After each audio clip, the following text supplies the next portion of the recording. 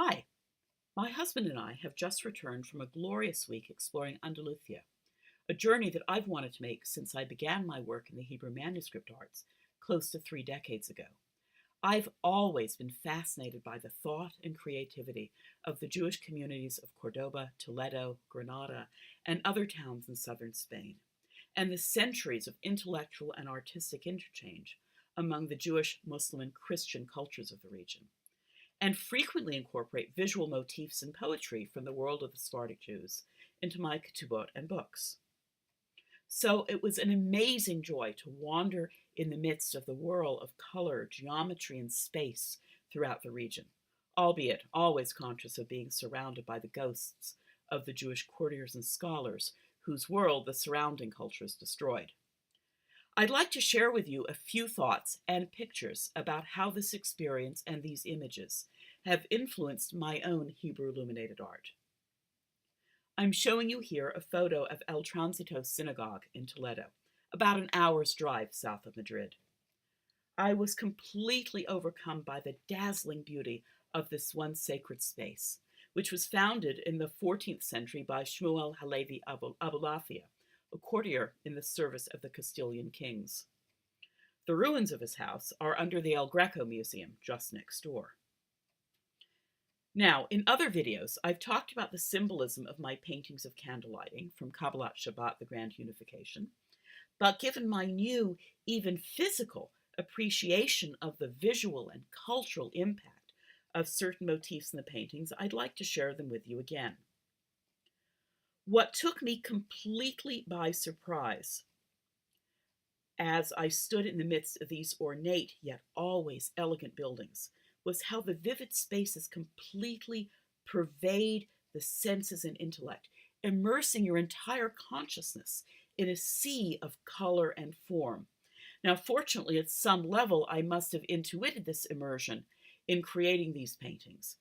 In designing them, I tried to communicate the all-immersive depth of love for the divine that we express in the blessing, incorporating a bit of astrophysics, which for once I will not discuss here, and several motifs from Moorish art. The aesthetics embody the spiritual emotions. Look for just a moment at the geometric motifs surrounding both paintings. The pattern I used here is one of many variants on similar themes, and I originally learned it from a treatise on Islamic geometry. This photo shows a closely related tile pattern that I found in a building that, prior to the 1492 expulsion, had been a grand Jewish house in Cordova.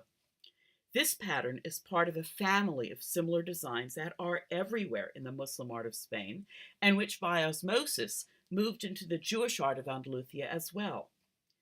These patterns express the core tenet of Muslim theology, exactly the same, probably derived from, Jewish belief that all form expands from and contracts back to the one God. I incorporated this design into my candlelighting illuminations as its visual expression. Let's look now at the stylized candle flames. You can see that I painted them with a pattern of gold arabesques over a ground of celestial light blue, reminiscent of the biblical Techelet color. I placed some small area of this blue and gold motif in every illuminated painting in the Kabbalat Shabbat book to allude to the Shefa, the divine energy suffusing creation. Now, this arabesque pattern is ubiquitous in the art of the Muslim world. I drew the specific variant from a Turkish source, but as you see here, it's everywhere. The variant at the left is a carved plaque in the Alhambra, the grand fortress palace, the paradise on earth, begun in the 10th century, where the 11th century Jewish courtier, scholar, and poet Shmuel HaNagid was Grand Vizier. At the right, you see related designs in the great mosque of Cordova, the Mezquita, and we were amused to find the Hotel Maimonides just at the corner of the street. Now, Maimonides never set foot in that hotel, but you may have noticed the same kind of pattern in that Cordova Jewish home that I showed you a moment ago. Today, the Spanish government has placed little brass plaques bearing the Hebrew legend Sfarad Zachor, remember Sfarad, Jewish Spain, throughout the once Jewish neighborhoods of Andalusian towns. Yet the Jewish visitor is surrounded by ghosts. But the visual art and poetry of the once vibrant communities of Sfarad still lives, not only in modern Sephardic communities, but in the hearts of all of us who immerse ourselves in their art, poetry, and thought today. And just now, a motif from one of the synagogues in Toledo, one that I had never seen in the books, is finding its way into the ketubah I'm creating for a thoroughly Ashkenazi niece and her fiancé to enhance their new Jewish home, to inspire a new Jewish family. More about that later.